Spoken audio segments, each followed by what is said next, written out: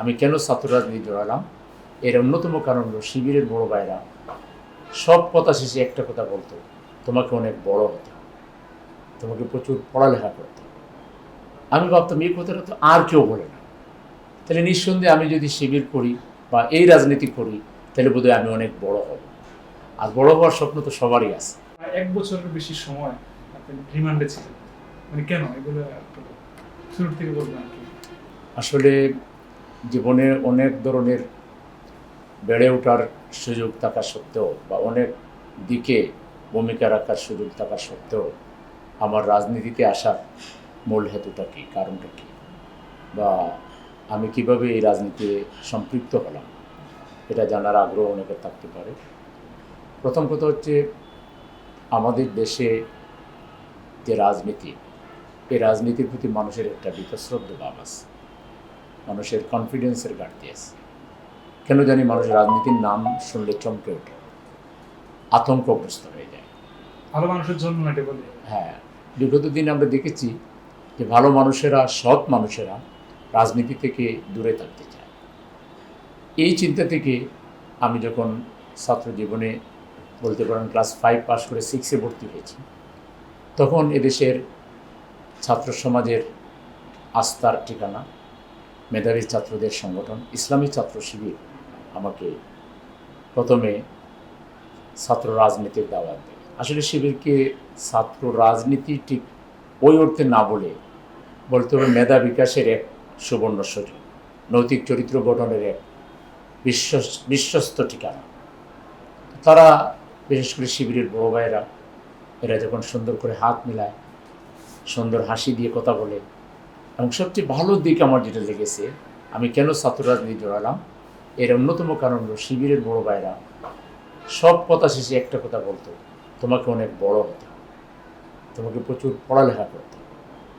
আমি ভাবতাম এই কথাটা তো আর কেউ বলে না, তাহলে নিঃসন্দেহে আমি যদি শিবির করি বা এই রাজনীতি করি তাহলে বোধহয় আমি অনেক বড় হব। আর বড় হওয়ার স্বপ্ন তো সবারই আছে।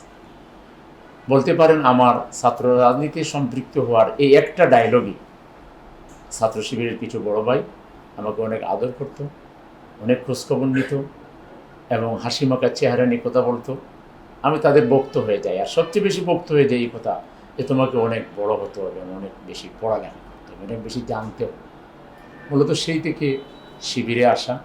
তারপর তো ধাপে ধাপে আমি শিবিরের সিলেটের বিভিন্ন জেলায় মহানগরীতে কাজ করেছি, কলেজে কাজ করেছি। সর্বশেষ ঢাকায় আমি 2001 সালে এসে এখানে পাবলিকেশন সেক্রেটারি হয়েছি, অফিস সেক্রেটারি হয়েছি, জেনারেল সেক্রেটারি হয়েছি। তারপর 2 বছর 2004 এবং 5 শিবিরের কেন্দ্রীয় সভাপতি ছিলাম। তা বড় হয়ে আমি যেটা বুঝতে পেরেছি যে এখানে আমার আসা দরকার ছিল, কারণ আমাদের জীবনে রাজনীতির মাধ্যমে আমাদের ব্যবসা করতে হবে, অর্থ উপার্জন করতে হবে, অডেল সম্পত্তির মালিক হতে হবে, গাড়ি বাড়ির মালিক হতে হবে, এই চিন্তা কখনো ঢুকে নেই।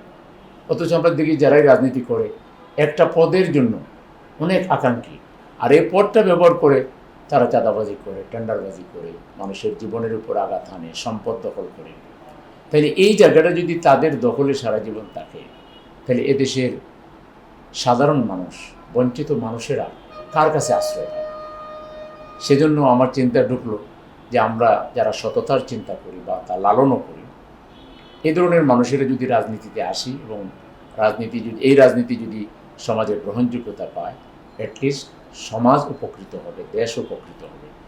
সমাজের বিভিন্ন স্তর থেকে, পাবলিক স্তর এবং প্রশাসনিক স্তর, দুই জায়গা থেকে দুর্নীতি যদি দূর করা যায়, তাহলে মানুষের অধিকার প্রতিষ্ঠিত হবে, সমাজের ইনসাফ প্রতিষ্ঠিত হবে, ন্যায় বিচার প্রতিষ্ঠিত হবে।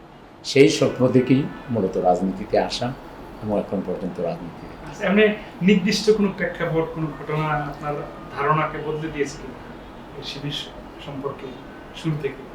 সেটা তো একটা বললাম যে শিবিরের মানে এই যে মেধার প্রতি, তাদের মেধা বিকাশের প্রতি তাদের যে পরিচর্যা, যে একটা ছাত্রকে চেনা মাত্রই তাকে আপন করে নেওয়া এবং তারপর তাকে অব্যাহতভাবে মেধাবী হওয়ার জন্য, অব্যাহতভাবে তার নেতৃত্বের বিকাশ ঘটানোর জন্য তাকে যেভাবে সাহচর্য তারা দেয়, যেভাবে তারা সহযোগিতা দেয়, নানাভাবে সহযোগিতা দেয়, এগুলো আমাকে আকৃষ্ট করেছে শিবিরের প্রতি। এবং আমি পরিণত বয়সে বুঝতে পারলাম যে শিবির যদি আমার জীবনে আগমন না করত তাহলে হয়তো বা আমি এই প্রচলিত রাজনীতির গড্ডালিকা প্রবাহে কোথাও আমিও হারিয়ে যেতাম। এটা আল্লাহর অনেক বড় মেহরবানি যে আল্লাহ তাআলা জীবনের সূচনাতেই একটি গঠনমূলক দায়িত্বশীল ছাত্র সংগঠনের সাথে আমার পরিচয় ঘটিয়ে দিয়েছে।